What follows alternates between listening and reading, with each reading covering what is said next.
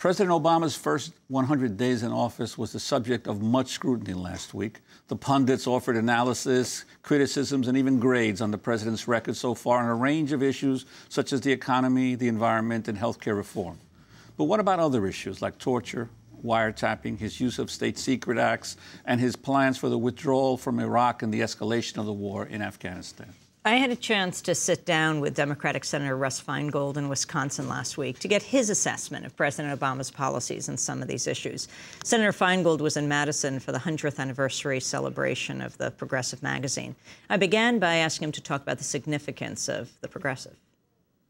The Progressive magazine is a reflection of the great progressive movement that came out of Wisconsin under the inspiration of Robert M. La Follette Sr., so-called Fighting Bob La Follette, my father's hero, one of my heroes. Those of us that follow that political tradition have gotten enormous help in our thinking and our philosophy, both with regard to domestic issues such as fighting corruption and problems like that in government, but also internationally. Almost more than any other movement or publication in the country, the Progressive has questioned unwise military interventions, whether under Democratic presidents or Republican presidents. So it's a very rich and important tradition. It's one of the reasons that I am who I am, is because of the Progressive magazine. You were the first senator to call for withdrawal from Iraq. Are you satisfied with President Obama's plan for Iraq right now? Not satisfied. Pleased that it's significantly better than the Bush administration, but the idea of leaving a force of 50,000 troops there that includes not just what I consider to be legitimate purposes, such as protecting our troops or fighting counterterrorism, but also a huge undefined idea of training Iraqi troops, to me, is way more than was anticipated or campaigned on, and I'd like to see the president drop that piece. So it's an improvement, but I am not yet satisfied with it. And military contractors, about equal number, they haven't talked about what should happen to them in Iraq. Hopefully that will still be coming. There's a lot of activity both in the Congress and some conversations with the executive branch. That has to be pulled back. That has to be controlled. It is one of the worst abuses. It is a classic example of what President Eisenhower warned about many decades ago with the military-industrial complex. It's a frightful thing to see. And I've seen it in Afghanistan and in Iraq, where we have our troops not making very much money, and then you see these other people making all kinds of money through private contractors. It creates a really bad environment in many different ways. You mentioned Afghanistan. What do you think of President Obama expanding the war there and into Pakistan? Well, I am pleased that he has identified Pakistan as the greater threat in the situation than Afghanistan itself. That is an important improvement over the tunnel vision of the Bush administration. On the other hand, I think I was the first member of the Congress to say, wait a minute, why would you increase the troop force in Afghanistan by 21,000 troops when you haven't even figured out exactly how to control the situation in Pakistan? The leaders of al-Qaeda are in Pakistan. The leaders of the Taliban are in Pakistan. Why would you create this further environment that is perceived as occupation in Afghanistan? I think it's counterproductive. I think it may make the situation in Pakistan worse. So the greater understanding of the region is a good thing, but I think the troop buildup is dangerous, and I have expressed that as recently as yesterday directly to the Secretary of State at a meeting we had. And what does Secretary Clinton say? Well, of course, she's part of this administration, and they have a belief that various steps they can take on the civilian side in Afghanistan can help. And, of course, that part of it I'm more comfortable with. But I question whether that, combined with a military buildup, really is something that's at cross purposes. One of the things that unifies those, such as the Taliban and others, is our military presence there. We need to have a lesser military presence in Afghanistan so the people of that country can believe it's going to be their country someday. We've been there now 8 years. And yes, I did support the original invasion, but I did not support a permanent occupation of Afghanistan. Why do you think President Obama is pushing the expansion of the war there? I mean, some might say he's president today because of his brave anti-war stance against Iraq, and yet he's taking a very different approach to Afghanistan. I'm sure he would dispute the claim that he is expanding the war. I happen to think the expansion of the war in Afghanistan is happening, and so he would dispute it, but I think that's what's happening. Now, he is not talking about invading Pakistan. and that it is not fair to suggest that he's talking about American troops in Pakistan, which of course he has not talked about, would not be wise.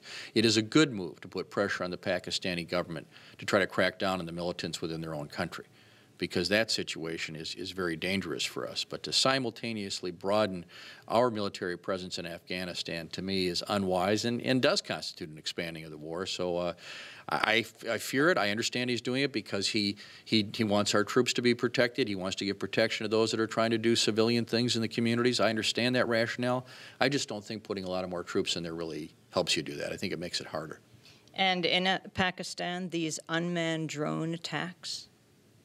This is part of a strategy, apparently, that has to do with trying to locate militants and deal with them. Is it effective? Is a good question. What is the collateral damage in terms of human beings that have done nothing wrong? And also, what is the collateral damage in terms of unifying those that are angry about the United States and angry about the Pakistani government? So to the extent that activity is occurring, we have to really think about whether it's working, whether it really makes sense. Senator Feingold, President Obama said at his last news conference that waterboarding is torture. Does he then have an obligation to prosecute those who were involved with it, either authorizing it or doing it themselves to prisoners?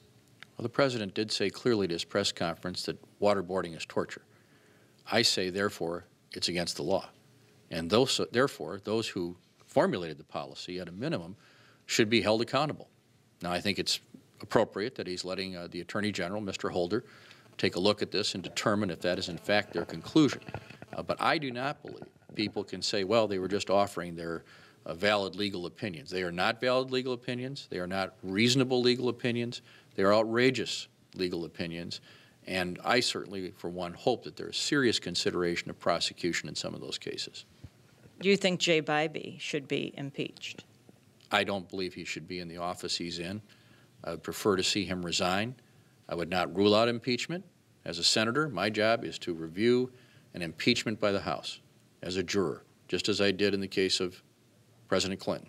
So I'm not going to prejudge the situation, but on the face of it, I certainly would understand why any member of the House would say, wait a minute, maybe we ought to consider articles of impeachment if he does not resign. What he did here was truly against American law and against American values, and I question why somebody like that should be a federal judge for life. So that's impeachment, of course. That doesn't go to the issue of prosecution, which you said you would support.